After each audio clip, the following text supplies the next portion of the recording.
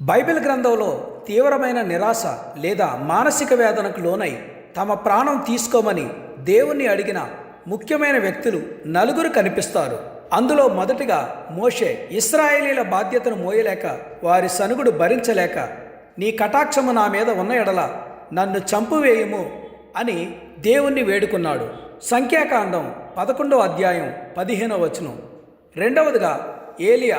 బయలుదేవతకు సంబంధించిన 450 మంది ప్రవక్తలను ఖడ్గంతో చంపిన తర్వాత యెజెబెలు ఆ విషయాన్ని తెలుసుకుని ఏలియాను చంపాలని అనుకుంటుంది. యెజెబెలు రాని బెదిరింపులకు భయపడి ఏలియా అరణ్యంలోనికి పారిపోయి ఒక బదిరీ వృక్షం కింద కూర్చుని, యెహోవా, ఇది చాలును, నా ప్రాణము తీసుకునుము అని ప్రార్థించాడు.